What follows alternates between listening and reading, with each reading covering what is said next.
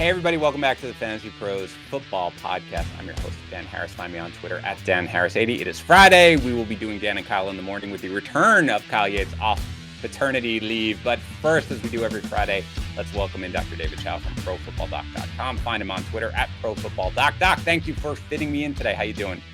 Doing great. Thanks for being so flexible. Always, last minute notice between cases, whatever. We should really give everybody a peek behind the curtain that our Friday is always like whenever you have the 10 minutes free in between your surgeries or whatever you got, we just jump on and we do it. It's why I love working with you so much. Start with Alvin Kamara, Doc. Alvin Kamara. We're on room turnover right now, so that's all. I love it. All right, sorry. Alvin Kamara here, Doc. He had the sprained MCL. He missed last week. Then he returned to practice on Wednesday. But then he was listed as a DNP on Thursday. Again, this is Friday morning, even earlier than we usually do it, Doc. So we don't know what we're going to see necessarily here from him if he returns to practice at all on Friday. But just overall thoughts, generally speaking, based on what you know about Alvin Kamara. I think Alvin Kamara, barring the fact that potentially he had a setback in practice, and we don't know that, right? And before we talk about that, I mean, it's certainly possible that you can theorize he was limited practice, had a setback, and that's why he went DNP. It's also possible, bear this in mind, that the Saints had offense install on Wednesday, and they used Kamara limited practice, and defense install primarily on Thursday. And they said, you can have that day off. So let's not write him off yet. But I don't think he's going to be the same usage as before. If you look at the second half of his last game that he played, he hurt it early in the second half. And he was really good north-south, east-west was the question. So, you would have to think that Sean Payton's very smart in the way that he handles players. So he probably will have Kamara in space, kind of as a slot receiver and pass catching back. But perhaps the runs go to Ingram up the middle. So we'll still see. I wouldn't write him off yet because of the DMP. Yeah. Okay, good enough for me, Doc. How about Aaron Jones? Now, we don't expect him, obviously, to play this week or anything, but he's got the sprained MCL. They gave a 1 to 2 week timetable. It's just a little weird, Doc. I get a lot of questions about it because, obviously, the Packers have the bye in week 13. So I guess the best way to put it is, do you think, given even the bye, of course, do you think there's a reasonable chance, medically speaking, that he could play next week? Well, certainly it's going to be tempting. There's two ways to look at the bye. One is give him the week 12 off and then he's got a lot of extra time. And the other is if he gets a little bit sore, as long as not a made setback, he's got the bye next week. So it's going to be an individual situation. The reason why I think the 1 to 2 weeks is accurate, A, it comes from reliable national sources, but B, sometimes it's just as important what we don't see as what we see. Sorry about that. Don't apologize. And we don't see a lot on the video. And with his previous history in 2019 of an MCL on the same side, maybe the doctors felt that little tiny bit of laxity that was old, and this is why it's a quicker recovery. Look, Steph Curry comes back from ankle sprains routinely in the NBA because he's had dozens of them, right? And so the first time, like Saquon Barkley, takes longer, right, when it's a big one, So that's why I still have hope that it's not impossible to say that Aaron Jones is going to make a quick return here. And anyone that wants to trade me, I'll take Aaron Jones. Yeah, go ahead. Hit the Doc up here in his leagues. Doc, Russell Wilson, you said last week that you would not be surprised to see him sort of struggle a little bit with his deep ball accuracy. I think to say he struggled a little bit with his accuracy would probably be accurate, to say the least. Is this going to be an ongoing thing here, like this week, or do you think with a little now extra time to be back, he's going to round into form a little bit more in terms of his accuracy anyway? Yeah, and honestly, I suppose it's good that I pointed that out about deep ball, but I probably should have gone a lot stronger on it, right? I mean, and saying that he wouldn't be able to, but it's hard to say. I'm not examining him, but certainly that's where he was exposed, right, as he went down the field, and even on the trajectory of his Hail Marys, right? They were a lot flatter, and they weren't his. He's one of the best deep ball throwers in the league, but that's and obviously there's downstream consequence. If people start knowing you can't throw the deep ball, then they clamp down and what have you. I think he's going to be a lot better this week. Now, 100%, that's saying a lot, but I'll stick with a lot better this week. I don't think you'll have those handful of noticeable throws where you went, what's going on there? Like his first 35-yard pass that fluttered, right? And some of the other balls. I don't think you'll see that this week. I'm not saying he's 100%, but I do think he's better. Let's not do the, he's horrible, the swing back pendulum swing. I think he's going to be better than we think. All right, good. Another week, Doc, another week. We got to talk about Kyler Murray. Again, he is returned to practice so far this week. It's Friday. We haven't seen it yet, but things certainly seem to be trending in the right direction. And we've talked about him, and you feel like basically there's a reasonable chance that he could have played last week, probably, I believe that's what you said, other than what the team, obviously a team decision. What do you think about this week? And if he plays, Doc, given how far removed he is from that ankle injury, do we expect him to be limited in his mobility?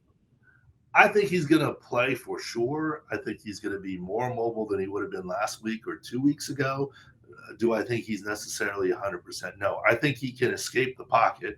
I'm not sure how many design runs that they'll have for him. He's not going to be quite 100%. But this is kind of what we talked about.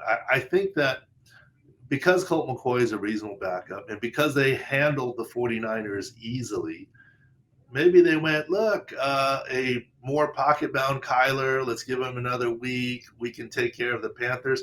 But this is the NFL. There are no Division II schools cupcakes on the schedule. I mean, and obviously Carolina and Cam Newton came up and kind of throttled Arizona. So with that, I'm positive that Kyler is going to play. I think he could have played the week before, not at 100%. I'm not calling him soft. I'm saying it was a team decision to do what's right by them. And unfortunately, it backfired. So here comes Kyler. All right, Doc, Jared Goff. Not like anybody is starting Jared Goff himself in fantasy, except for me in the Scott Fish Bowl, unfortunately. But his oblique injury here, Doc, he hasn't practiced yet this week. Apparently, he's going to try to throw today, and we'll see what happens. But Dan Campbell said we're good to go with Tim Boyle, maybe David Blau, who knows. So what have you seen from Jared Goff? What's your overall thoughts on his oblique injury? Well, we said on Monday at the Pro Football Doc podcast that you have to keep an eye on this, and that we're not so sure this is a nothing deal, and he may not start this next week. And part of that is oblique muscles are important, and rib, oblique. Basically, whether you're a pitcher, whether you're a golfer, whether you're a quarterback, you need to twist your torso to be throw and be accurate, or play golf and be accurate. And that's what the oblique muscle is. I think you saw his game plan in game changed because of the oblique muscle. And we know that the oblique muscle isn't going to miraculously get better in a couple days or a week. That's why I said, I'm not sure that he plays. And add into that, look, no offense to Jared Goff, but I mean, he's struggled a little bit this year. Look, if that's Tom Brady, he plays. If that's Aaron Rodgers, he plays. If that's any number, if that's Justin Herbert, who showed up with an oblique, he plays. Mm-hmm. Justin Herbert was full practice yesterday, but listed with an oblique from the LA Chargers. Justin Herbert will play with the oblique. Now, I'm not saying that Justin Herbert's, and maybe Justin Herbert's oblique is not as severe as Jared Goff's. I'll give that. But Justin Herbert isn't coming out because he's just the man, right? Where Jared Goff is like here versus here, here comes backup. But I will say that on Monday when I said it, I said it might be David Blau time. I had no idea that it was this other guy coming up. No, well, he's been on IR, so didn't realize. But apparently he could suit up here. Doc, what about Baker Mayfield? Injured. Obviously, forget about the shoulder. Injured his knee towards the end of that game against the Patriots. Now that was a mildly lopsided score at the time. So based on what you saw in that video, do you think Baker Mayfield's going to be able to suit up and be effective in this game this weekend? Yeah, I think he could have finished the game. I'm not calling him soft. It was a coach's decision. Hey, the score is kind of out of hand. And remember, Stefanski likes Case Keenum. He went a long way in the playoffs with Case Keenum as an OC at Minnesota. So a lot of confidence there. So I think that's why. But Baker's the starter. I don't think the knee by video was a huge deal. Yes, he was hurt, but he wasn't injured. And Baker said he's all beat up. I would be more worried about just being all beat up than just the knee, right? Like, all the bumps and bruises, it raises a toll on you. And that would be more my concern than just the knee. Last one, Doc, just a defensive player, because it will impact the Bucs run defense, obviously, with Vita Vea and how people feel about Saquon Barkley. He hasn't technically been ruled out for this game. Doesn't sound likely that he's going to be able to suit up after suffering the knee injury. Do you think he's going to be able to go this weekend? It's Monday night game, so fantasy managers need to know. Vita Vea or Saquon? Vita Vea. Oh, we can talk about Saquon if you want. That's probably a good point. First Vita Vea, Doc, then I'll actually very quickly ask you about Saquon. Vita Vea is not playing on Monday. Okay.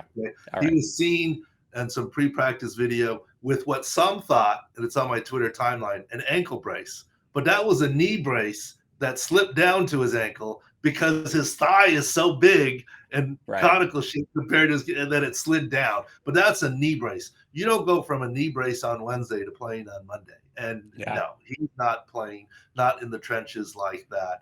As also, there was a report of a bone bruise as well as the MCL. Saquon, I believe, is, and honestly, this might be his healthiest game of the year. I'm not saying his ankle is absolutely 100%, but I'm saying that now he's had extra time on the knee and he's been on the rise. Now, he will carry the highest 6 score on our website for the year for him, but it's not at 9 in the 90s. It's in the 60s somewhere. I mean, what I mean is 60-some percent, I think it's 62% of what you normally would expect out of Saquon. And some of that is still the knee, some of that is still the ankle, but that's still higher than he's been before. Yeah, great stuff as always, Doc. We've heard the background noise as always. You know, Doc's just fitting us in when he can. I really appreciate you making the time today, Doc. Anytime. I appreciate talking to you. All right, we'll be back right in a minute with Dan and Kyle in the morning, where we will actually finally bring back Kyle Yates. All right, guys, here we are back from an incredibly restful and relaxed couple of weeks where he got a ton of sleep. He's at his absolute best here. Is the glue that holds together Dan and Kyle in the morning. It's Kyle Yates, triumphant return. Yates, rested, ready to go, or what? In the words of one of the great poets of our time, Cam Newton, I'm back. And it is so good to be back here with you, buddy. I'm exhausted. I'm completely running on fumes, but I missed you. And I am excited to be back here for Dan and Kyle in the morning, heading into, is it week 11? Week 11? Like all days and weeks run together for me at this point. So I legitimately have no idea what week of the NFL season it is. All right, I'll try to tee up the actual, matchups this week for you so you know who everybody is playing, so you can try to give some semblance of competent advice, which is what we are here to do, Yates. So get it together, have your 8th cup of coffee already for the morning, and let's go. I will put it on record that I offered to do this podcast at 4:30 in the morning when I knew Yates would be up, but he deferred until 9-ish. As usual, Yates, we're going to get some news. We already found out this morning that Nick Chubb has been activated off the COVID-19 reserve list, so that is good, as we know, so we can deal with that. You know what this is, guys. We're game-by-game breakdown. We'll recap last night in the quickest possible fashion ever because nobody should have to live through that game again. But first, a couple of housekeeping things. We are giving away, reminder, a signed Chris Godwin jersey. Just subscribe to our YouTube channel. That's it. YouTube.com/FantasyPros. That's your entire entry. And then go to FantasyPros.com/contest. That's it. By the way, subscribing to our YouTube channel is going to help you win your leagues anyway. We've got a ton of content going on there right up until the end of the season. Again, YouTube.com/FantasyPros.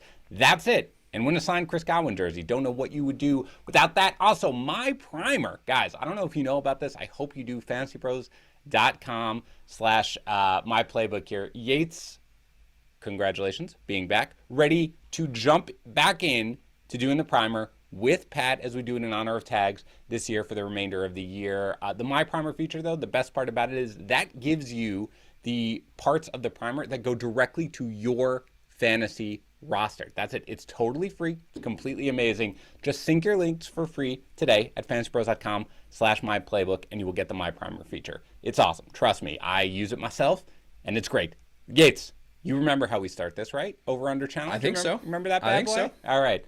If you guys haven't played this yet, I hope you have. FantasyPros.com/challenge. 10 fantasy point over-unders. There are weekly prizes. There's a season-long grand prize, which is a 2-night stay at a Caesars Las Vegas resort, plus airfare. Just go to FantasyPros.com/challenge. Yates, we begin with Ryan Tannehill versus Houston, 20.7 fantasy points. What do you think? If we had Derrick Henry active and in the lineup, I would say take the under because this is going to be Derrick Henry and nothing else, but they're going to need to at least throw the ball a little bit here. So I do think that we can see Ryan Tannehill bounce back and hit the over on this line. I'm not taking it by much, but I will take the over. Yeah, I'm going to lean over to hopefully, again, Tannehill's been sort of, I feel like people are disappointed with him, but he's been very, very consistent this year. But no, Derrick Henry, come on at this point. Let's just go nuts. And by the way, let's go to A.J. Brown. Joe Burrow at Las Vegas, 19.7 fantasy points. I love Joe Burrow in this matchup. I will take the over here as well. Yeah, I am going to go over as well. Christian McCaffrey against Washington, 18.8. I think at this point it's Christian McCaffrey. Even if he does spend some time in that blue medical tent, I will still take the over. He's going to get too much work as a receiver. Yeah, you can't take the under on anything Christian McCaffrey. That's Nope. just how we roll. DeAndre Swift at Cleveland, 16.7 fantasy points. Now, I don't know the health of Jamal Williams or Jamar Jefferson, so I don't know what is he going to get, 35 carries again? I don't know what that is exactly going to look like. I will take the under here slightly. It does sound like Jamal Williams is trending in the right direction, but we also don't know who's going to be under center for the Lions, Right. which could impact that. I'm going under as well. I think you get a bounce back game here from an angry Cleveland run defense. A.J. Dillon at Minnesota, 13.8. I was surprised by this line. I think this should be a little bit higher here. I was expecting somewhere around like DeAndre Swift's line, so I will take I'll take the over here with A.J. Dillon. Yeah, I am too, actually. I think he's going to find the end zone in this one, have a big game. How about Stephon Diggs against Indianapolis, 16 fantasy points even? Hopefully what we saw last week continues. As far as that target share for Stephon Diggs, I will take the over here as well. Yes, I will as well. Again, Indianapolis, much easier to pass against than run against. Amari Cooper at Kansas City, 13 fantasy points. Man, I hope this game turns into a shootout. If it does, then we're going to see all three receivers, I think, hit the over on what their expected fantasy points are. So Amari Cooper against Kansas City, it's a great matchup. I will take the over, but slightly. I think this game just has to be the opposite of last night's game so that we can have sort of a balance in the force here, right? Let's go. If this game disappoints, I'm taking a week off yet. Hunter Renfrow again. Let's go. Hunter Renfrow versus Cincinnati, 11.7 fantasy. I think he's got to find the end zone to hit the over on this one, so I will play it safe. I'll take the under. Yeah, I will as well. Again, I love Renfrow. I love the floor that he provides, but 11.7, I mean, that's probably a touchdown at this point, so I will go under. DeVonta Smith against New Orleans, 11.6 fantasy points. I mean, he's getting the targets, at least the target share. So I'll take the over here, but man, it's going to be by the slightest margin. Yeah, look, it's very tough for me to sort of deny what we're seeing right now from Smith. I know, the pass attempts aren't really there, but the target share, as you mentioned, is there. And even in a tough matchup, I just think he's the guy who wrestles for the ball. I think he finds the end zone here and gets over it. George Kittle, last one at Jacksonville, 13 fantasy points. I'll take the over here. George Kittle up against Jacksonville. Yeah, give me the over. You know George Kittle is back. All right, Friday morning, again, something will break as we are here doing this podcast. So we'll try to give you some caveats as to who will play, who won't play, what we would do in that situation. But let us, Yates, very quickly start with the Thursday night game. Patriots 25, Falcons 0. Let's start at running back because fantasy managers do need to sort of figure out the situation for the Patriots. Damien Harris, 10 carries, 56 yards, plus a catch for 9. Rhamondre Stevenson, 12 carries, 69 yards, plus a catch for 6. Damien Harris, 25 snaps. Stevenson, 21 snaps. Brandon Bolden, who was, again, just back to kind of being the third down back, 17 snaps. So is this just what we're going to see going forward, Yates? Like basically a 50-50 split, you think, or what? It was really interesting. Going into that game, I was like, man, I hope that we get some clarity here on what this backfield looks like when we do have both of these guys healthy and active, right? And now we really didn't get that because you talk about the snaps were pretty much equal, right? The production was pretty much equal across the board. And you look at Rhamondre Stevenson getting 12 carries to Damien Harris's 10, and you say, okay, well, was that the product of them being up with such a big a positive game script there, that they were just going to lean on Rhamondre Stevenson? They weren't going to wear down Damien Harris as he was coming back off of clearing concussion protocol. Like, there's a lot of ifs, right, and what ifs there with this situation. So I thought that we were going to get some clarity. At least I wanted to get some clarity. I don't think that we got that. I do think that Damien Harris is still the guy and that Rhamondre Stevenson is going to be the backup player here behind him in games where New England's a little bit closer, but it's difficult to say at this point. Yeah, I think we're going to see mostly a split here. Yeah, it's because both guys deserve work. Like, really, Absolutely. that's what it is. Absolutely. Right? So I do think, again, I don't think you're necessarily going to see them split and get 24 touches or whatever every single game, that many. But I do think we're moving closer to a 50-50 split. Probably good for real life football, but bad for fantasy managers. So again, I think both guys are probably going to be worthwhile flex starting running backs, but they'll probably need to find the end zone to justify either one. Mac Jones, efficient as always, 22 for 26, 201 yards and a touchdown. He does throw the pick. Kendrick Bourne, 4 for 42. Nelson Aguilar, 5 for 40, but does find the end zone. Jakobi Meyers, 4 for 39. Do we consider starting Meyers or any wide receiver here for the Patriots going forward? It's going to be difficult to predict and project who's going to, get the most receiving yards. And even, Kendrick Bourne finished with the most receiving yards, but that was only 42. And Nelson Aguilar was able to find the end zone on a broken coverage, right, where he's just wide open in the middle of the field. So I think that's something that I don't want to comfortably rely on moving forward. So I think it's Jakobi Meyers as a low-end wide receiver 3, high-end flex play. I was out when he scored his touchdown. Didn't even get to talk about that. Congratulations to Jakobi Meyers. So I think, at this point, it's Meyers as a high-end flex play with very little upside, and that's pretty much it as far as the wide receiver core. I think when Troy Aikman says it's not good when half your defense is playing zone and half your defense is playing man, I think that summed up last night pretty well. Meanwhile, Hunter Henry, 3 targets, 2 catches, 25 yards. This is what it looks like when he doesn't score a touchdown. It's not good. Right. For the Falcons, yay, 3 different quarterbacks throw interceptions. That's always fun. Disaster for everyone. You obviously had no Cordero Patterson, which meant Mike Davis really got the load with 3 carries. Wayne Gallman, 1 carry instead of Quadar Allison, 9 for 34. Patterson or not, we can officially don't care at all. Officially. Get them all Doesn't off. matter. Get them all off your roster. Get them all off your roster about these running backs. Kyle Pitts, Yates, 5 targets, 3 catches, 29 yards. Now, we knew in this game that Belichick was going to basically be like, you're not getting anything, Kyle Pitts. Like, I get it. But it is worth noting, he has been relatively held in check in pretty much every matchup. Not everyone, but almost everyone, since Calvin Ridley has been gone. Right.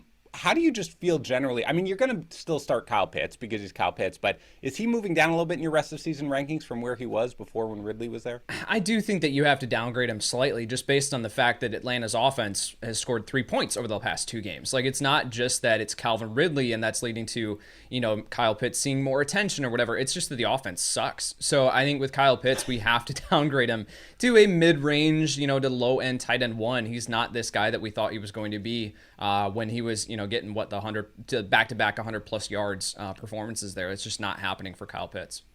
Yeah, going forward, Yates, would you prefer, let's say, Mike Gesicki or Kyle Pitts? I'll probably take Gesicki. Yeah, I think that is the correct answer. Meanwhile, Russell Gage, 8 targets, 5 catches, 49 yards. Do you care?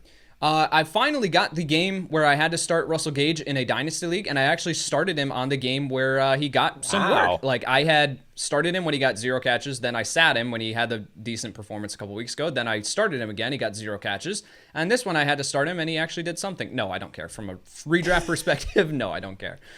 Yeah, me neither. Thankfully, I only started him. The one time I had to start him was the week that he had 0. So I'm out there, but yes, I agree. Nobody cares about anything other than Cordero Patterson and a fading, unfortunately, Kyle Pitts through no fault of his own. Okay, let's start with the Colts at the Bills. Of course, you're starting Jonathan Taylor here. I do want to ask you very quickly, I know you're starting him, but where do you have Michael Pittman Jr. ranked? I talked about him in the kickoff yesterday. I'm fading him compared to the consensus, so I'd like to know where you have him. I do know that you talked about Michael Pittman Jr. on the kickoff and that you Do you listen to that show yet? I listened to that. Yes, actually, that was what I listened to on paternity leave because that was just, I don't have a long commute, obviously, and I can digest 15 minutes of you talking. I can at least handle it. I like it. You're way too low on Michael Pittman Jr., man. I've got him at 16. So I think with Pittman, this is the story of our season, by the way, is that I'm always higher on Michael Pittman Jr. than you are. And you have been correct. You have been correct. I think with Pittman, this has been the situation this entire year is that we say, well, it's a tough matchup, and yet he continues to just get the job done. He's excelling in man coverage across the board. He's one of the most dominant receivers on third down. Like, he is just getting the job done no matter what the situation is. And we look at the target totals for Michael Pittman Jr., and those have been down because in games where, like last week against Jacksonville, like, he wasn't needed, right? He wasn't needed a ton because they were playing with that big lead. Now it got closer as the game got closer, but I think with Michael Pittman Jr., they're going to need him in this game. And so I'm a firm believer in that he can get the job done here again. I've got him at wide receiver 16. Yeah, all right. If you want to know exactly where I have him, listen to the kickoff. That'll be right there. And again, you're starting Michael Pittman Jr. I do just want to sort of raise the point. It's obviously a tough matchup. He'll probably get Tre'Davious White. Whether or not it's in shadow coverage doesn't really matter. But yeah, he's a beast. It's just whether or not he gets the targets, which he does on games that are shootouts. So we'll see if this one is that. Are you starting anybody else here, Yates, on the Colts? No, I don't think that. It's Jonathan Taylor, it's Michael Pittman Jr., and Carson Wentz is outside my top 15. I would prefer to sit him this week if I can. Yeah, he's been oddly consistent, of course, pretty much all year, but it's not a spot where you really want to start him. For the Bills, of course, you're starting Josh Allen. Of course, you're starting Stephon Diggs. Kind of quiet days here, Yates, from all other wide receivers. Of late, the Bills have been a little weird offensively, and even in the game where they went nuts, nobody else really produced. How do you feel here about, let's just lump them all, Emmanuel Sanders, Cole Beasley, even Dawson Knox? Yeah, I still think that you can look at, let's talk about the wide receivers. I still think that you can look at Emmanuel Sanders and you can look at Cole Beasley. However, they're going to come with a little bit more volatility. I got asked a question on a Discord stages that I do, which you can join at fantasypros.com/chat. And I talked about Emmanuel Sanders versus Rashod Bateman. Someone asked me that question. I was like, well, Sanders comes with more upside, right? Just based on the offense that he plays in. And Rashod Bateman, we have the concern of Lamar Jackson, and we'll talk about that in a little bit. But with Bateman, I think he brings a safer floor than Emmanuel Sanders at this point. So it depends on what you need, right, as your wide receiver 3. I've got Sanders at 27. I've got Cole Beasley at 35. Both of these guys can be considered, but you got to recognize that the ball could go completely to Stephon Diggs and no one else. Yeah, it's risk. That's unfortunate because it felt like at one point Sanders, at the very least, came with a very safe floor. Right. But now he doesn't. And I agree, it's risk. But I have them around there as well. It's funny you mentioned Bateman. Right now I have Bateman 2 spots back. We'll talk about Lamar Jackson as we get there, which does it. What about Dawson Knox? Yeah, it's a lot of questions right now because you have sort of this influx of very solid sort of tight ends in that 10 to 12 range where people are making these decisions. Do you have a Knox within your top 12? I do, but he's sitting right there at 12. And again, we talk about it all the time that from 12 to 18, it's just one of these, these clusters. So yeah, Dawson Knox at 12 for me. I definitely think that you can look his way. However, again, you got to recognize that just based on the tight end position in general, that you could be left disappointed. Yeah. How about the running backs, Yates? Are you starting either Moss or Singletary? I have Zach Moss at RB26 on the week, and that's really just based out of looking at the other options. I've got Deontay Foreman behind him, J.D. McKissick, Tony Pollard. I had Rhamondre Stevenson at the RB30 on the week. So it's like those kind of guys where, yeah, you can start Zach Moss, but again, I really don't want to. Yeah, I mean, I think that's correct. I have them a little lower than you do because I really don't want to. And sort of when I'm ranking guys, I'm just like, I need to rank this at a spot where when I get the question on Sunday morning on Instagram Live, by the way, 10 o'clock, make sure you tune into Fantasy Pros. I'm going to be able to say sit Zach Moss. But yeah, I mean, look, again, he's basically a flex play if you absolutely have to. Ravens at Bears, Yates. Look, let's talk about the Ravens first. Again, Lamar Jackson has missed practice so far with an illness. This is Friday. If he returns to practice, he'll be a full goal. Yates, am I crazy? He's missed some time with an illness this season, right? So JJ Zacharyson on Twitter at Late Round QB, good friend of the podcast, he put out on Twitter, he's like, Lamar Jackson gets sicker more times than a kid at daycare. And I feel like that's actually the case. Where Lamar Jackson, you get these times where he's like, he's missing with a non-COVID illness, and then he's good by Sunday. Oh, yeah. So we are expecting him to go right now. So let's go with there. As Hollywood Brown, by the way, I'm expecting Hollywood Brown as well. I think it's a thigh. I'm expecting him to return to practice today. Are you? I mean, I'm not really concerned yet. Are you? I'm not concerned yet. I will be concerned if we get news today that he, was either limited or a DNP. Then I'll be concerned. But for right now, he's still at wide receiver 13 in my rankings. Okay, so let's assume that both Lamar Jackson and Hollywood Brown play. Of course, you're starting Mark Andrews. And you mentioned where you had Bateman. What was it? Wide receiver 30. Okay, what happens to Bateman if Hollywood Brown is out? Bateman would move up probably just inside my top 24. I'd probably play him just above DeVonta Smith, Brandon Cooks, Hunter Renfrow in that range. If Lamar Jackson sits, who are you starting among the Ravens pass catchers? Oh, I really don't want to. I think you can still start Marquise Brown, but you got to adjust expectations to a wide receiver 3 that with very little upside. And then Bateman, I probably wouldn't even look to start. But you would start Mark Andrews, right? Yes, yeah, Mark Andrews, again, just based on the fact that you probably don't have a better option. So, yeah, I would start Mark Andrews. How about the running backs here? Obviously, the team has cut Le'Veon Bell. We are expecting, at least I am, Yates, for Latavius Murray to return here. Yep. So can you start either Latavius Murray or Devonta Freeman if Murray returns? If Murray returns, I would prefer to wait this one out if I can. It's up against Chicago. I would prefer to just kind of wait this situation out and see what it looks like. Devonta Freeman has looked good in his absence, at least from the eye test perspective. So I just don't know what the split is going to look like now with Le'Veon Bell out of the picture. Do we see Tyson Williams finally get some work? Probably not. But that's just part of it. This is a situation where you are playing Latavius Murray or Devonta Freeman completely out of necessity just because you absolutely have to, and that's purely it. I really hope that fantasy managers don't have to rely on either one of these guys, and then Tyson Williams goes for like 20 carries for like 95 yards a touchdown. Would be fantastic. Right now I have Freeman ranked, assuming that Murray does play, as RB29 and Murray at 38. I think it's something where I would expect Freeman to, both guys would be kind of borderline flexes, Freeman a little stronger. I'd expect Freeman to carry the bulk of the load, but it's really just not, we got to wait and see exactly how it would be. For the Bears, Yates, obviously you're starting Dave Montgomery as an RB2? Yes. Yep, David Montgomery at RB15 in my rankings. Very good. How about Darnell Mooney here? And, Justin Fields has looked better. The, Ravens, they're not complete death on wide receivers or anything, especially perimeter wide receivers. Yeah, Darnell Mooney as a low-end wide receiver 3 with upside. I think that if this was a better matchup, I'd probably be, as far as like an easier matchup, right, as far as looking ahead to Thanksgiving, right, against Detroit, then I would probably have Darnell Mooney as a, right around like wide receiver 26, around that range. But just baking into this with Justin Fields coming out of the bye, I have Darnell Mooney at wide receiver 38. You definitely can still look his way. You can start him, but I'm adjusting expectations. How about Robinson, who's missed time so far with a hamstring injury? So we don't know if he's going to go. If he does, do you have any interest? Yeah, I really don't think that we're going to see Allen Robinson. Right now, I'm ranking him as if he's playing, and that's at wide receiver 41. But you got to remember, again, in that game against Pittsburgh, which I actually was watching that game in the ER with my newborn son. There you go. Yeah, Allen Robinson came up with that big catch late in the game, and then he kind of came up limping. And so if he is now still missing practice after their bye week, that means that I really do not expect him to play. This is a major issue, not a major issue, but an issue enough that is lingering here. So I really don't think that we're going to see Allen Robinson. If Robinson sits, Mooney would move up into that wide receiver 26 range that I talked about previously, just based on the fact that there's really no one else in this offense. How about Kmet, Yates? Obviously coming off a very, very productive game. But again, we've got all the tight ends. Where does he rank for you? Yeah, he's at tight end 17 for me. So he's starting to move up here, but it's still just a fact of I don't trust Matt Nagy just yet enough to be able to confidently plug Kmet into my starting lineup. So he's at tight end 17. Again, you can look his way if you're in a pinch, but I would prefer to look elsewhere. Okay, anybody else in the Bears? No. Very good. Lions at the Browns. Actually, hold on. Justin Fields is at quarterback 18 for me. So he's definitely someone that you can look at, but I have some other options that I prefer. Yeah, certainly Fields is he's at 17 for me, so I'm not starting him in a single QB league. But yes, worth pointing out, he obviously has played better.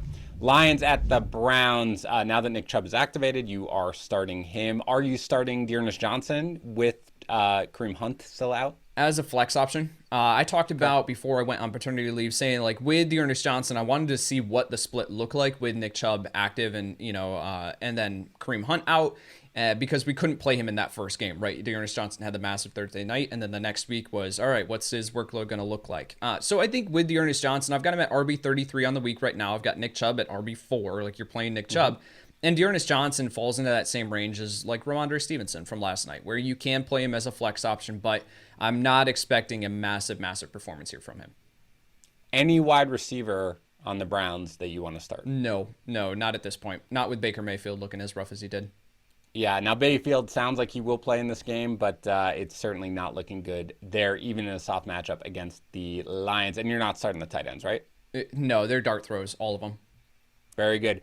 For the Lions, again, so how much does it impact you, if at all, Yates, with DeAndre Swift, as we mentioned sort of earlier, whether or not Jamal Williams plays or Jefferson plays? I mean, who knows here with these injuries? Right. I think with DeAndre Swift, if we have one of those other guys play, then he's not going to see the 30 carries, 35 carries or whatever. So I've got him at RB11 right now, but he still is someone that is a rock-solid play. Like, you're playing DeAndre Swift no matter what. You're just depending on where he lands in the rankings as far as if those other guys play and the workload that he's going to get. So DeAndre Swift, 100% locked into your starting lineup. TJ Hockenson coming off that sweet 1 target 0 catch game here. I assume he still starts for you, right? Yeah, I'm not ready to fully hit the panic button here on TJ Hockenson. I've got him at tight end 7. This is going to be interesting to watch just based on also the quarterback play, right? You alluded to that earlier, right? Yeah. Jared Goff, Tim Boyle, like we haven't even seen Tim Boyle. I think it was Field Yates put out on Twitter yesterday that Tim Boyle has a net -1 career passing yards. So we don't know what we're going to get here with Tim Boyle. It's probably going to be David Blau, though, don't you think? I don't think that Boyle is ready to return yet. Maybe. I mean, if that's the case, too, then yikes. So, yeah, But would you start him if it's Blau? Let's say that. Yeah, Or I do you think, start again, it's Hockenson? kind of the same thing as Mark Andrews. Like, if it's who the backup is, I don't even know who the backup quarterback is in Baltimore. But I think, yeah, TJ Hockenson, like, you're still playing him, but again, you're adjusting expectations. Are you starting, regardless of Goff, are you starting anybody else on the Lions? No, not with what we saw. I mean, Amon-Ra St. Brown, I would love to be starting Amon-Ra St. Brown in fantasy. He's so good, but we can't trust this Lions receiving core just yet. Yeah, man, I always want to. There's signs that it could be something for St. Brown, but definitely not enough to get him in your starting lineup. All right, it's Texans at the Titans. Titans, let's just say this. Where do you have, let's start at quarterback. Where do you have actually Tannehill ranked this week? Yep, I've got him at QB 11 on the week, but he comes with upside. Yeah, this is a week where I'm going out of my way to try to find a way to start him. He's QB 12, but it's usually sort of more of a reluctant, like 13 or 14 or whatever. Yeah, please tell me, like, don't rank it this way, but tell me that A.J. Brown finishes as the number one wide receiver this week. Like, we need the bounce back game from this one, and we're going to get it, right? Please, please. Yeah, I think we got to just confidently rank A.J. Brown as a top 5 receiver and will it into existence. Yeah. How about DeVonta Foreman, though, Yates? You mentioned him as, when we were talking about Zach Moss. Any chance you're starting him here? I am looking his way purely based on the matchup, and that is at RB 27 for me. So if I'm in that same range as guys like Devontae Freeman, Zach Moss, J.D. McKissick, Tony Pollard, like, I'm looking at Deontay Foreman and confidently plugging him into my lineup because of the upside based on the matchup. I think that he is the better running back in this backfield right now. He's passing the eye test. I think that we have to at least look his way, and if he is still sitting out there on your waiver wire for some reason and you're in a pinch, you definitely can look his way. Yeah, I'm at 28 as well. It's very clear that he is the most effective running back. It's a good matchup. You expect it. They're favored by 10. They expect it to be a positive game script, which means Adrian Peterson probably will find the end zone twice. Right. Are you starting anybody else in the Titans? No. I mean, I have to start Jeff Swaim in a dynasty league, which feels great, but no, you should not be doing that. Like, not Marcus Johnson. I'm just throwing Marcus Johnson out. No, there not at this point. Not at this point. I want to Okay. see a couple of games string together here for him before I even look his way in redraft. Yes, I agree with that. Again, I think he's probably someone to add, actually, but I do think that he's not a start here. For the Texans, Brandon Cooks, obvious start still? Yep, it's wide receiver 24 for me. Bench everybody else? That is the motto. Yes, I love it. I love doing Texans games. We can go right to the Packers at the Vikings. For the Vikings, you're, of course, starting the usual suspects in Dalvin Cook, Justin Jefferson, and Adam Thielen. How about Kirk Cousins here in this one? I've got him at QB 14. So behind Ryan Tannehill for sure, Russell Wilson, Cam Newton, who we'll talk about.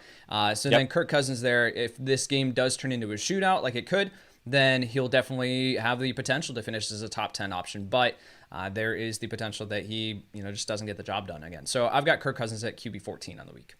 Yeah, I've got him at 16. I feel like every single game, maybe it starts or at some point during the game, you'd be like, man, Cousins could put up like 30 fantasy points in this game, and then he winds up with 14, and it's just really disappointing. So, yeah, I agree. A guy you can start in a pinch, but I'm not going out of my way to do that. Again, let's talk about these streaming tight ends, Yates. How about Tyler Conklin? Are you starting him? He's in that same range as Cole Kmet and, Jared Cook and these other guys. So I've got Tyler Conklin at tight end 14 on the week.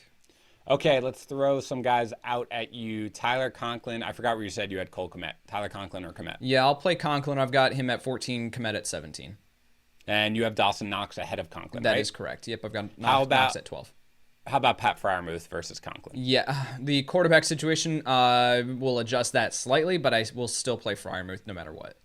Last one, Zach Ertz or Tyler Conklin? They are back-to-back in my rankings. I have Zach Ertz at 13. I have Tyler Conklin at 14. If we get word that Kyler Murray is not going to play in this one, I am ranking Zach Ertz as if he is. Then I will play Conklin over Ertz. Okay, for the Packers, of course, you're starting Devontae Adams. Out of curiosity, I mean, we mentioned the line for A.J. Dillon in the over-under challenge. Where does he actually slot in for you at your running back ranking? Yeah, I've got him at RB10 on the week. So I think that when you look at the fact that, I mean, they worked out Kerryon Johnson. Did they sign him? I don't think that they did. I don't think they did. I didn't see Yeah, that, so no. I mean, it's A.J. Dillon in this backfield, and that's pretty much it. So I think that you can look his way based on the, massive workload that he is in line for. So yeah, RB10 for me. I've got him at 7, Yates. Like, I think given the fact that there's just nobody else right now in that backfield, and again, he has factored into the passing game way more than I expected, even with Aaron Jones on the field. So at this point, you got to like that. And Rodgers, are you putting him in your starting lineup? I think you can. I mean, yeah, based on where I've got him, I think you can. I've got him at QB7 on the week. I'm a little bit concerned about the fact that he's DNP. He was a DNP yesterday. Off the top With of the my head. toe, right? Yeah, so he should be okay. He should be okay. He said he's going to play. So I'm expecting a bounce back. Again, what we saw last week was the fact that he didn't play or didn't practice for 2 weeks, so I think just a little bit of rust. That game was terrible. I think Aaron Rodgers will bounce back here. And again, if this game script plays out the way that I think it will, as far as a shootout, then Rodgers will be fine. Yeah, I have him at 8th, so we are right there. Anybody else on the Packers who you want to start? No. Nope. Dolphins at the Jets.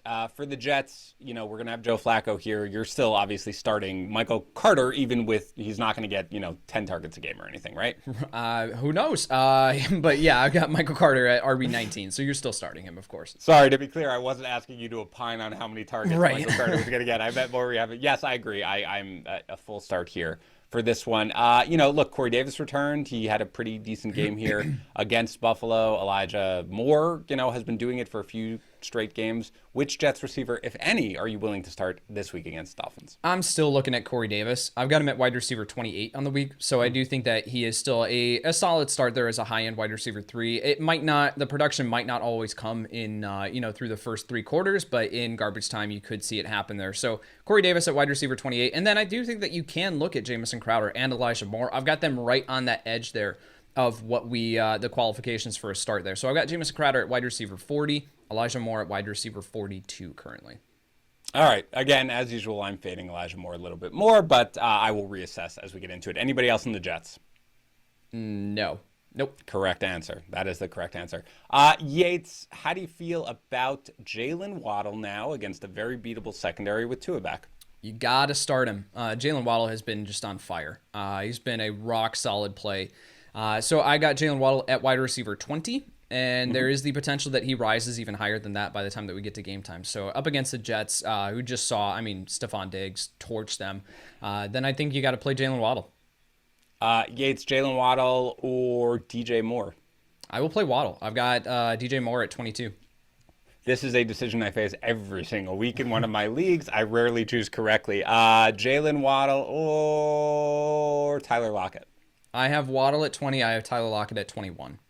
Boom. All right. Excellent. Mike Gesicki, you are starting. You are not concerned about the fact that he was, even though he got 7 targets last week, he had no catches. I assume he's in your starting lineup. Yeah, he's in my starting lineup. That was a weird game for Miami. So, yeah, up against the Jets, yeah, you got to start him. Perpetual disappointment, but volume-based Myles Gaskin. What about him this week? Oh, my word. RB22. So he's someone that you can start if you need to, but I am looking to get away from him if I can. But it's the Jets, man. Like we at least need to at least put him into this conversation. Otherwise, I wouldn't have him in this conversation. Nothing makes me less excited than when I frequently recommend Myles Gaskin in my start-sit recommendations, which I do often because that's at the level he's at, and he is at RB21 for me. There you go. Are you starting Tua here as a streamer, Yates? I am. I have Tua Tagovailoa at QB 15 on the week. So you're looking at, if we're not playing Tua in this matchup, then when are we playing Tua against the Jets? So yeah, I'm starting him. Yeah, well, you have him at 15, so you're right. You said yes. So you're starting him, but right, dependent upon other options, of course. But if I need a streamer, then yes, I'm looking at Tua. Yeah, I just want to make that clear because I really like Tua as well, but he also comes in at 15 for me. So when I recommend him, I'm like, well, maybe you are a Cam or Tua, Yates. I will play Cam. Yeah, we'll talk about Cam in a little bit here. Anybody else on the Dolphins that you want to start? No. Saints at Eagles. Look, some concerning signs here. Hopefully fantasy managers know about Kamara by the time, either they listen to this or at least by Sunday, because again, he returned to practice with that knee injury. Then he was a DNP on Thursday. So I guess break it down both ways. If Kamara starts, A, are you starting him? B, are you starting Mark Ingram? If Kamara starts, and I desperately need him to in several of my leagues, because otherwise I'm in a bad place, then Kamara, I've got him at RB5. You're starting Kamara. Yep. If he's playing, he's healthy enough to play, you're playing him. If Kamara plays, Mark Ingram is in that same territory of Zach Moss, Deontay Foreman that we talked about earlier. He's a flex play, someone that you can look his way if you're in a pinch. If Kamara misses, Mark Ingram moves up into probably top 15 territory. Like, I'd probably put him just behind Antonio Gibson, who I've got at 16. So probably right around, RB 17 in that range. Okay. All right. That's where I would move him to, although I admit I have Gibson lower. We can talk about that when we get there. But I agree with you in terms of where you're putting both of these guys. Anybody else that you are looking at on the Saints in this game? No, I mean, I'd love to be able to talk about one of the wide receivers of Marquise Callaway or Traquan Smith and, confidently recommend them because of the opportunity, but the opportunity just isn't there. So, no, I'm not looking their way.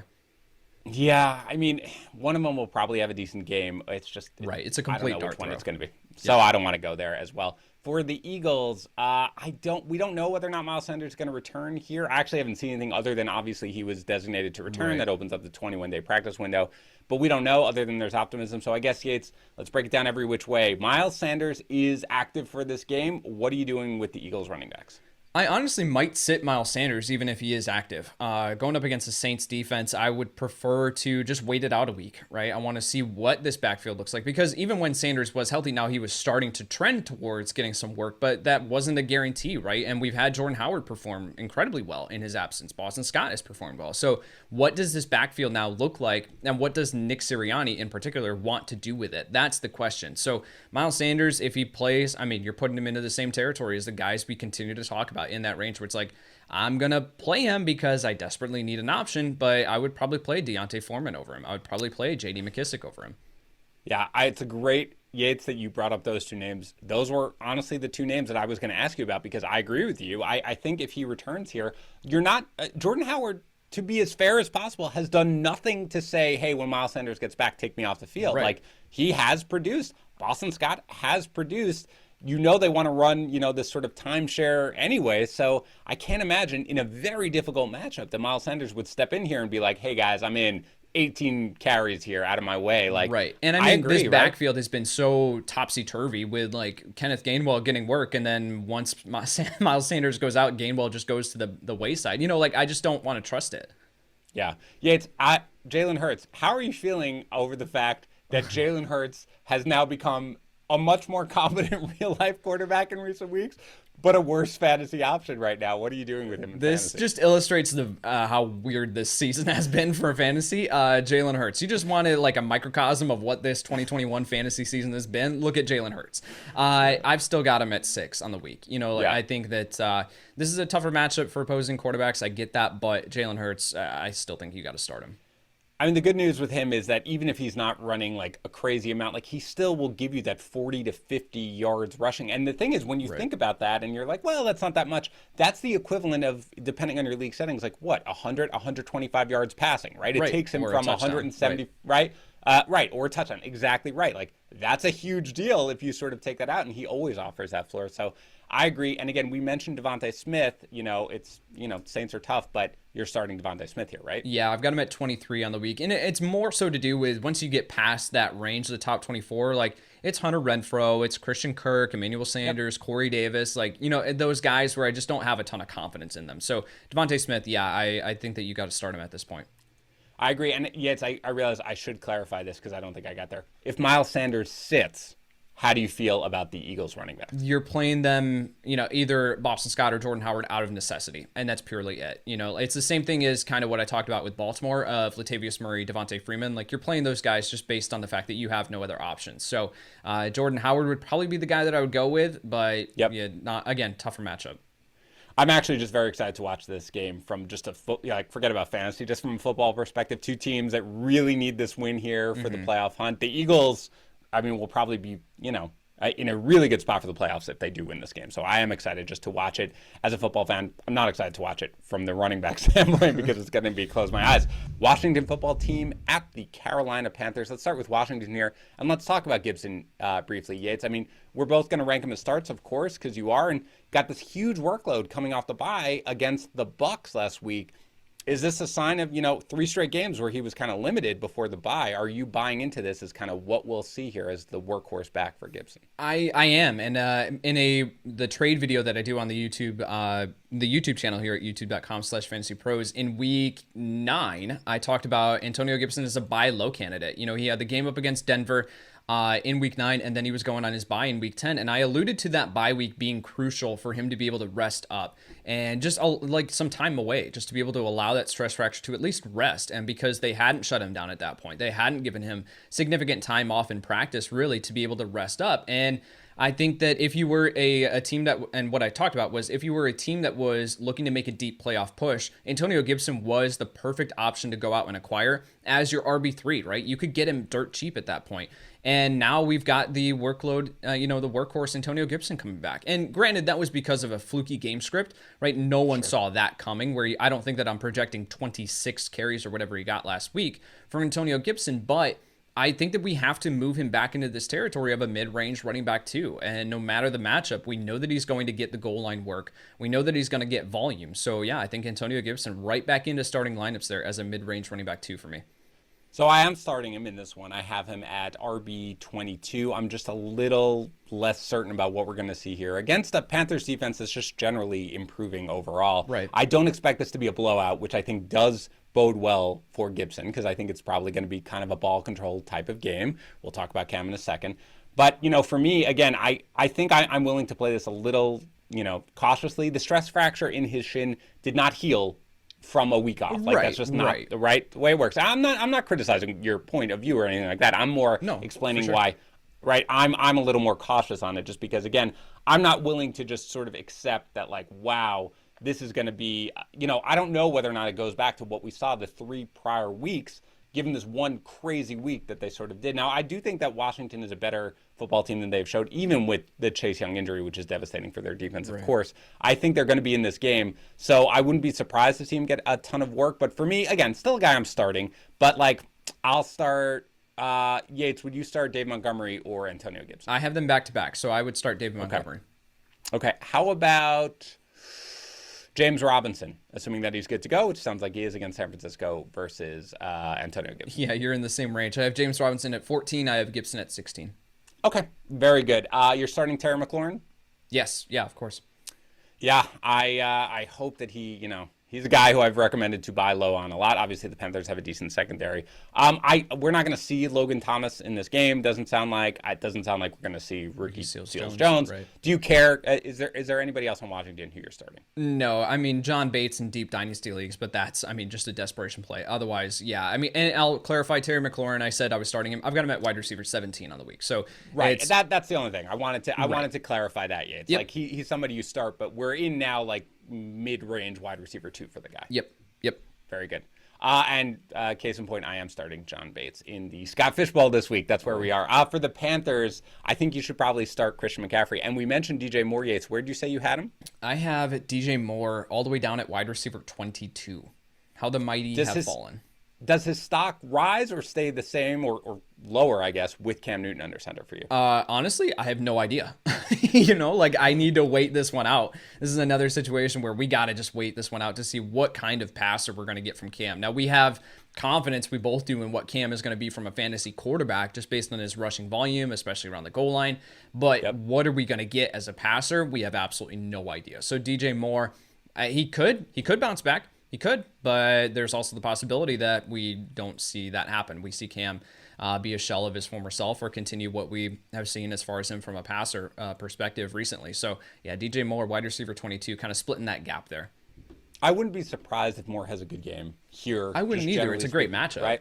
It's a great matchup, but like you said, Yates, you're right. We have no idea what to expect from Cam as a passer. We do have an idea of what to expect from Cam when we get close to the red zone and the end zone, which we expect here. So where do you have Cam ranked this week, Yates? I've got him at QB 13. He's right on that edge of QB 1. And if we get if we get a full workload from him here, if we see what we need to see, then, he could rise into top 10, status moving forward. Yeah, I'm really interested to see this one, Yates. Like, I want Cam. It was a great moment last week with the on back. Yep. I want Cam to succeed. I do too. Especially in Carolina. In Carolina, right? Let's see what they could do. Carolina is still sort of, obviously in the playoff hunt. So, it can't get much worse than what it was with Sam Darnold. So, with him, with Christian McCaffrey, let's see where it is. Anybody else, Yates, you're not starting Robby Anderson because he scored a touchdown. Right. No, not falling back into that trap. I will watch Robby Anderson in this one to see what he does. If he is available on my waiver wire and I've got an open spot at the bottom of my bench, I will take the shot on him just to see what it could be. But no, I'm not starting Robby Anderson. I've got him at wide receiver 54. Okay, very good. I am with you. I will say that I also have Cam Newton at QB 13, so we are right there. 49ers at the Jaguars. For the Jaguars, we just mentioned you're starting, of course, James Robinson, assuming he goes, which everything sounds like he will. Yates, is Dan Arnold a set it and forget it tight end at this point? He is. I mean, he's getting the target volume, and I think that we just got to completely lock him into starting lineups. Now, I don't think that there's a ton of upside with him, right, just based on the offense that he's playing in, but at the tight end position, we need volume. We need to chase volume, and Dan Arnold's getting it. So I've got him at tight end 11 on the week. Yeah, I don't care about the ceiling. Give me that floor every single week, right? Like, absolutely, I'm 100% with you. Yates, every week I say I'm not going to recommend Marvin Jones as a start, and then I run my projections, and he comes out as borderline wide receiver 3, and that's where I have him ranked this week. What about you? I've got him in that same territory, but man, I really do not want to play him if I can avoid it. You know, I've got him at 33 right now, and I just do not feel great about that. He'll move down by the time that I get to Sunday lineups there, or Sunday rankings. I got to move him down because he's done nothing. He's done nothing to indicate that he should be in start-worthy consideration. So, Yates, I like to play this game every once in a while when I have the choice to make on a Thursday night game. I ranked Marvin Jones 33, as did you. I ranked Jakobi Meyers 34th. Jakobi Meyers 4 for 39 last night. Did I make the right decision ranking Marvin Jones ahead of Jakobi Meyers based on that line that Meyers had? Oh, probably not. Yeah, that's the thing, right? Like, yeah, all right, if you get that from Marvin Jones, I would take it. But yeah, for whatever reason, he's always going to be the borderline wide receiver 3 because when you just look at what the game should unfold like and the way it does, he should be there. But yeah, gross. Try to avoid if you can. But again, when you're at that range, we've talked about it, Yates. When you're at that range, it gets ugly pretty quickly at that point. So you're not benching anybody great for Marvin Jones. Look, Jamal Agnew had the huge run. Laviska Shenault, there is a parallel universe where Laviska Shenault is a superstar instead of running outside. Are you starting anybody else here on the Jaguars? Jamal Agnew is a flex play at this point. I'm rolling him out there in a redraft league, and it's actually working out. So I've got him at 44 on the week. He's someone that you can look at outside of our top 40, obviously. So he's a flex play. But yeah, and then Laviska Shenault, there's no reason you should be rostering him at this point. It's sad, but there's no reason. Sucks, man, but you are correct. For the 49ers, again, we have question marks here with Elijah Mitchell. Yep. Kyle Shanahan is optimistic, but we haven't seen him at practice since the fractured finger, so let's assume he starts. You're starting him, no questions asked, right? Yeah, I've got him at RB17. Great matchup up against Jacksonville, but he is in a non-contact jersey. At least that was the last update that I saw, so it does not look good for him. Would Wilson just slot right into where Mitchell is right now if Mitchell's out? I honestly think so. I was going to ask you that question. Like, I honestly think that Wilson would probably just drop right into that spot of RB17. Maybe I'd move him behind Saquon, who I've got as a placeholder at RB18 right now. Sure. Like, but the matchup, you look at the matchup up against Jacksonville and you say, I've got to start one of the San Francisco running backs up against them. So, yeah, Jeff Wilson, I think, would be the guy. Yes, I would, to answer your question, essentially just like you, Yates. Yeah, he just slots right in there for me because I think he would get essentially the bulk of the workload. Obviously, should be a favorable game script for a running back here. So, yeah, absolutely. You're starting, of course, Deebo Samuel. You are starting, of course, George Kittle. What about Brandon Ayuk, Yates? Brandon Ayuk is interesting. I've got him at wide receiver 36 on the week. So he's someone based on the matchup that you should be looking at, but I just moved Marvin Jones down to wide receiver 38. I moved Brandon Ayuk up to 36. So it's like in that range. So am I playing Brandon Ayuk or am I playing Marvin Jones? I'll probably take the shot on Brandon Ayuk. I realize that it's kind of silly to be doing that on the fly while we're doing this podcast, Yates, but one of my favorite parts of being a ranker is when my projections come out somewhere and I put in my rankings and I start to do stuff. And then I look at a spot and I say, if somebody asks me, am I starting Marvin Jones? I'm going to say no. I gotta fix that. I've got to fix that. I got to move him down. Yeah, absolutely. Yeah, I have not moved Marvin Jones down from 33 yet. I wait till Saturday to do my crazy rankings, but I do have Ayuk at 35 as well. So I'm right there. Man, I'll tell you, the rush you get from doing on the fly rankings adjustments. It's worth looking into, Dan. It's crazy. I'll try it next time for sure. Is anybody else on the 49ers worth starting for you? No. No is the correct answer. I was just teeing it up for you. Bengals at the Raiders. For the Raiders, how about Josh Jacobs here? Yates, he's obviously someone you start. Where do you have him ranked, though? I have him at RB20. So someone that you can look at, but there's other options I would prefer. How about Kenyon Drake? I'm not sure whether or not Jalen Rashod is going to be able to go here. He got banged up in that last game. It doesn't matter to you whether or not Rashod is active or not as to whether you start Drake. It really doesn't. I mean, Kenyon Drake had 3 solid performances before last week, and then, disappointed with finishes the RB47 on the week against Kansas City. So, yeah, there's no trusting, right? Kenyon Drake, you're playing him just based on the fact that you have absolutely no one else. So, no, I'm not looking at Kenyon Drake. You're starting Darren Waller, and we talked briefly about Hunter Renfrow. Where does he actually slide in, Yates? Because I'm these guys who offer just this enormous floor at this point. Right. I'm so, I starting DJ Moore every week.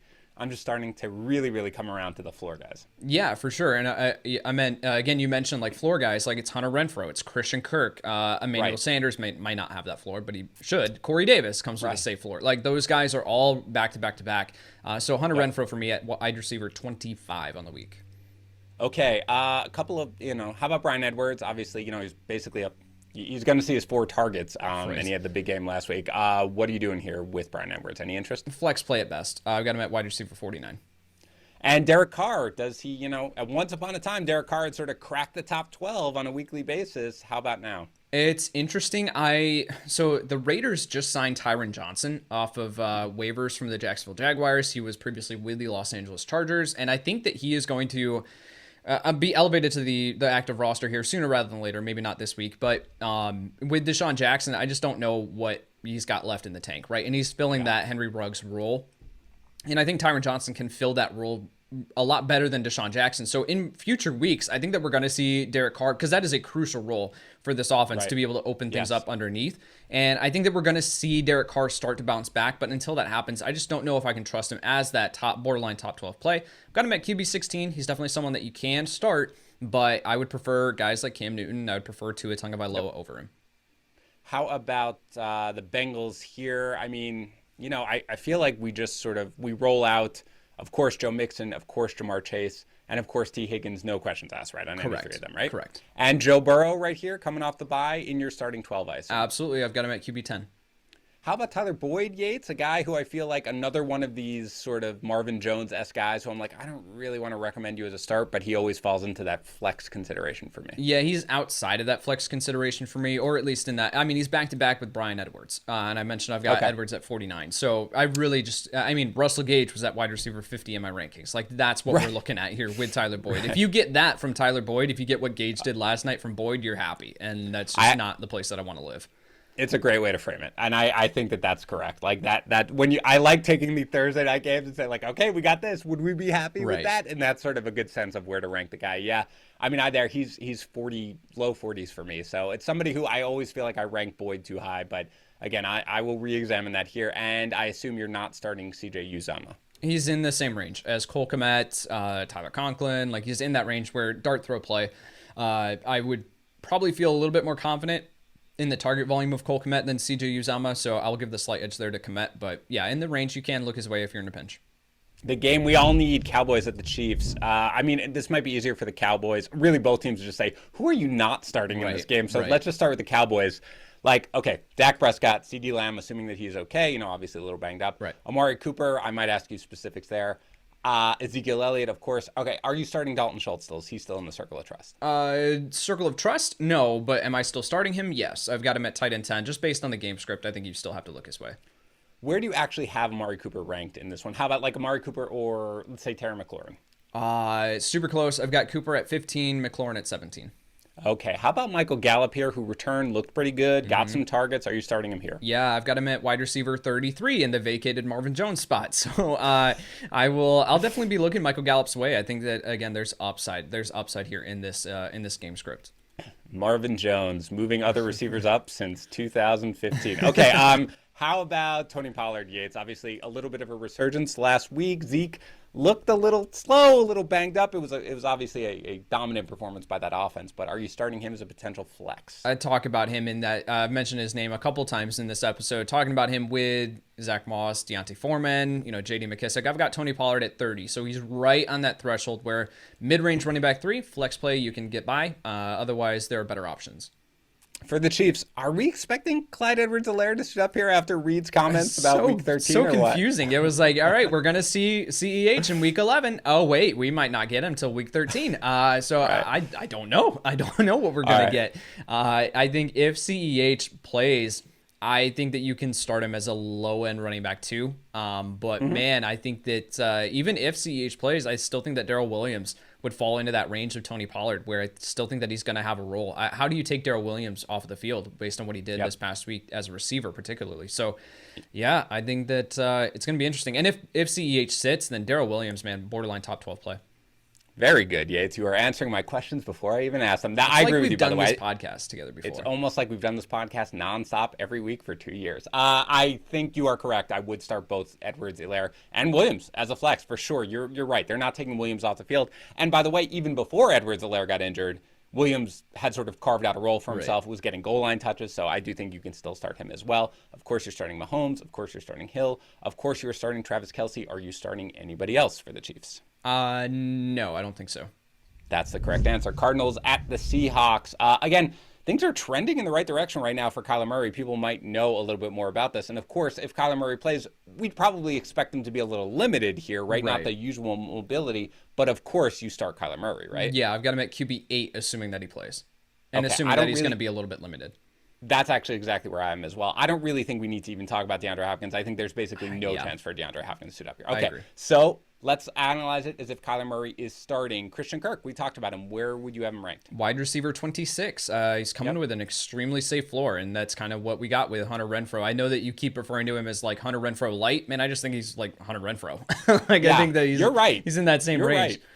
Yeah, you are absolutely correct. I don't know why I keep doing that. I think it's just like Hunter Renfrow sort of started the game, and now Christian Kirk a little late to it. Okay, so what about, though, if Kyler Murray does not play here? And it's Colt McCoy, who, again, he had his own injury concerns, but it sounds like he's going to be able to go if need be. How do you feel about Christian Kirk then? I'd probably downgrade him just a little bit there, but still think that he's going to have a safe floor. So probably in the same range of like Jarvis Landry, Rashod Bateman. Yeah, I agree. I think you start Christian Kirk regardless. And again, we've seen it with Colt McCoy. Still had a couple of good games here. How about the running backs? I mean, James Conner is just a start regardless of who's under center, right? Correct. Yeah, I've got him at RB12. And you mentioned Zach Ertz. Yates, where did you have him? 11? 13th. Did I make that up? 13th. Okay, so again, a guy you can get away with starting. And again, that's assuming Kyler Murray starts. Yeah, I would downgrade him slightly if I would probably play Cole Kmet over him if we have Colt McCoy. Okay. Any interest? AJ Green, Rondale Moore? Rondale Moore, no. AJ Green right behind Jamal Agnew and Kendrick Bourne. You know, like that's the territory that we're at with AJ Green. Yeah. Okay.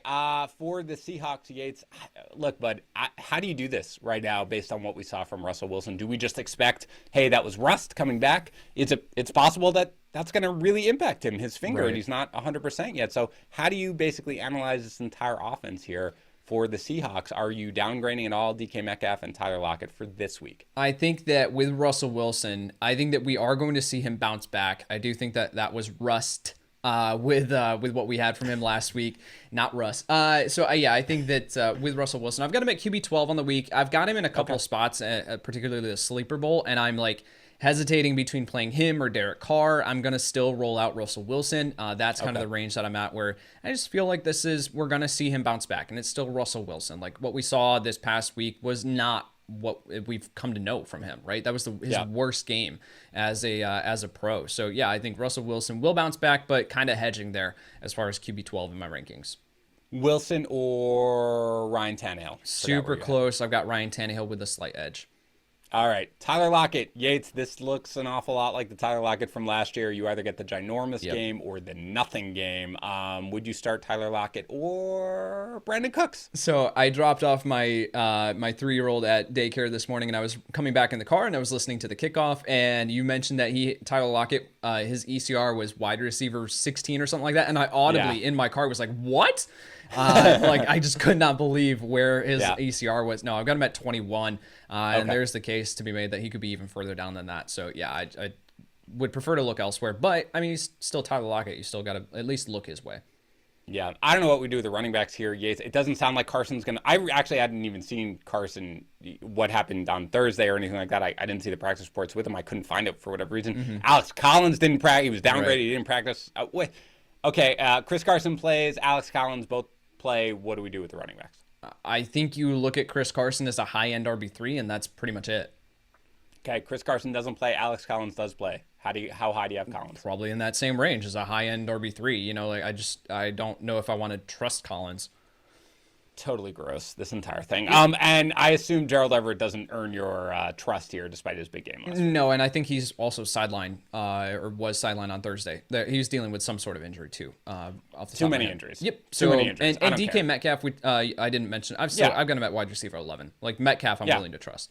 Yeah, me too. I mean, I think you trust DK Metcalf regardless because it really. I mean, we saw obviously when Geno was in there, like it could all go very well for DK very quickly. So you do with that for the Steelers. Again, question marks at quarterback. I think everybody's kind of expecting Roethlisberger to be cleared at this point, but he did have symptoms, by the way. Like he self-reported, of course, and so we have seen that quarterbacks, especially who have symptoms, sometimes like they're not at 100%, of course, like when they first come back. So let's assume Ben starts in this one. I'm not sure it makes a difference in the starts at decisions, but of course you are starting Najee Harris. Where does Deontay Johnson rank for you out of curiosity this week? Deontay Johnson at wide receiver 14 for me. Okay. So is that assuming that Roethlisberger starts or Mason Rudolph starts, or does it not matter? It might not matter. I mean, you know, the floor is still there. The target volume is still there. Now, Claypool coming back could play a role in that too. Like, this, I hope that we have Ben playing because I really do not want to watch Mason Rudolph on Sunday Night Football. So yeah, I think Deontay Johnson is still a safe option for you. I think that, you know, I would probably move him below Amari Cooper, just based on the game script there, the narrative there in that game, the shootout, maybe behind Michael Pittman Jr. too, but he's in that range where it's just an extremely safe option. Yeah, no, I agree with you. I'm not expecting Chase Claypool, by the way, to suit up here. I know he has returned to limited practice. He might. That's just a Dan Harris sort of thing, just because the initial stuff I read about his injury suggested it was a multi-week absence. So we'll see. He has returned to limited practice. If he starts, though, Yates, with the toe injury, are you starting him? No. Okay, you're just out on Chase, even if Ben plays. Yeah, I would prefer to wait a week. Okay, how about Pat Freiermuth? Yeah, at this point, I mean, just locked into your starting lineup. If we're talking about guys like Dalton Schultz and Dan Arnold and Dawson Knox, like I've got Pat Freiermuth at 9. Now, I would downgrade him slightly if we do have Mason Rudolph. I mean, how bad is Mason Rudolph? So I would downgrade him slightly, but still at tight end 9 for me right now.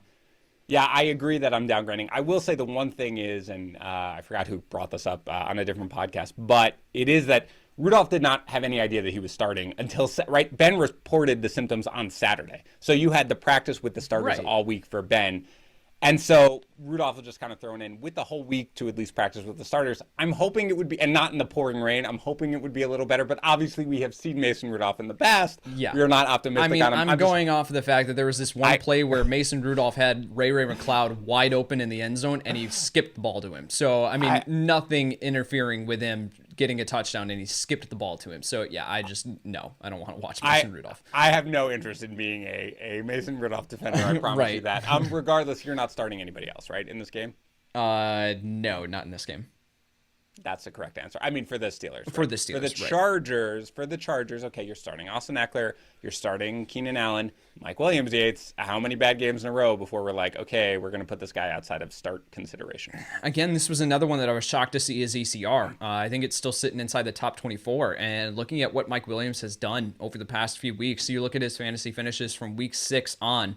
Wide receiver 71, they had the bye week in week 7. Then wide receiver 77, wide receiver 41, wide receiver 47. Like, that is just terrible. He's hurting your lineup more than he's helping it.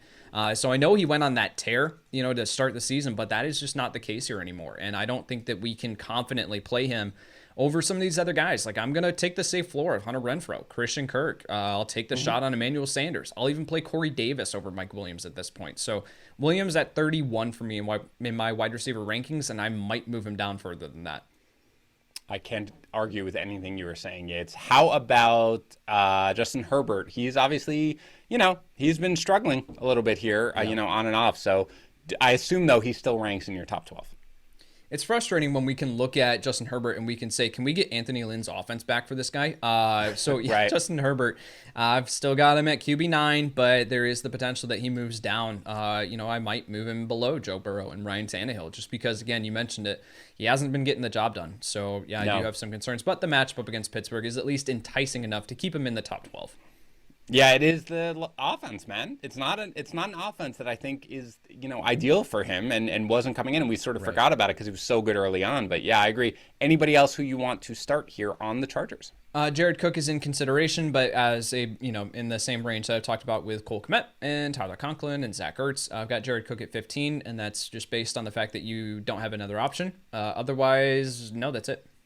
Yeah, Cook is 17 for me, and at this point, because I have Kmet, Conklin, Knox, Freiermuth, Arnold, Ertz, all these guys ahead of him, I'm like, you've got to have somebody better at this point. Last one, Yates, Giants at the Bucks. Let's start with the Bucks. You are starting Tom Brady, you are starting Mike Evans, you are starting Chris Godwin, and you are starting Leonard Fournette, and Antonio Brown's not going to play here, I think, for many reasons. I think so. It does sound like Gronk is going to return here, and I assume when Gronk returns, he is just locked and loaded in your lineup. Yep, 100%. I might move him into the tight end 7, tight end 8 range above TJ Hockenson. Just because, again, if Gronk is fully healthy, and he got in, was it a full practice or was it a limited? Yes. So, a full practice for Rob Gronkowski during the middle of the week, woo, he's at 110%. So, no, I'll play Gronk as a top 7 option. Anybody else here you're considering on the Bucs? No. Yeah, it's just a start everybody basically game, which I love. For the Giants, let's assume Saquon returns here. He's still limited at practice. It's a Monday night game. For goodness, give us some clarity before we get there. But Saquon Barkley starts, I believe you said 18? Yes. Yeah, good memory. Okay. 18. So thank you. So you are starting him, of course, in this matchup. If he does not start, would Booker slide in right there or what? No, I'd probably move him below Myles Gaskin. I'd probably move him into that running back 22 range. Yeah. Again, it's a tough matchup versus the Bucs, but they have not been infallible against running backs. And are we assuming that Vita Vea doesn't play? I was just about to ask. I know that Yeah. Vita Vea got injured. I don't know what his status is though. He's practicing with a brace right now.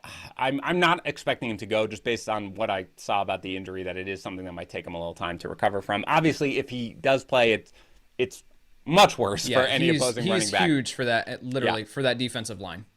Yeah, but I still do think that Barkley would have to be a start. I just would Booker just because of, Booker's basically getting 19 touches a game. Like, I'd have to basically say that whoever's starting at running back has to be started. Kadarius Toney off the injury report. Sounds like Galladay is too. Sounds like Sterling Shepard not trending in the right direction necessarily. What receiver, if any, for the Giants are you starting in this one? Galladay is probably going to get the slight edge there for me. I've got Galladay at 35. I have Kadarius Toney at 39. So those guys both can be started as top 40 plays, but adjusting expectations, I really don't want to start them. If Shepard miraculously does return to practice and does play, who would you start then? Probably Shepard, but that would be it.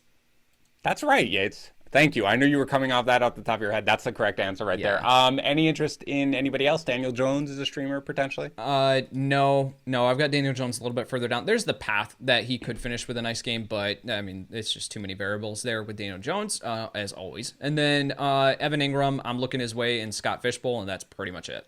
Yeah, if we're looking at somebody again in Scott Fishbowl, it's at the tight end position, yes, right. At the tight end position, it's absolutely meaningless right now. Yates, congratulations, you made it through. I don't think you fell asleep throughout, so coffee kicked in. I'm good. I hope you're able though to have a restful rest of your day, and that you are in just basking in the glory that is the first couple of weeks of a newborn. They're real easy, right? Oh yeah, super easy. Yep. Yeah, you're crushing it. Your wife's a superstar. You're a superstar. Yep. I am not a superstar, but I am going to end this podcast now. Thank you to some of our sponsors, Organifi, for example. Remember, go to Organifi.com/FantasyPros. Use code FantasyPros for 20% off your first order. Also, check out Uncut with Jay Cutler, off the cuff and uncut, just like you'd expect from Cutler. Available wherever you listen to podcasts. Finally, thanks to Prize Picks Daily Fantasy Simplified. Use our promo code GRIDIRON to receive a 100% deposit match up to $100. Have a great weekend of football, everybody. I'm going to talk to you again on Sunday night. Thanks for tuning in to the Fantasy Pros YouTube channel. Don't forget to check out our featured videos. And while you're at it, make sure to follow us on Instagram, Facebook, and Twitter at Fantasy Pros, so you can get the latest news and updates to give you the edge you need in your fantasy league.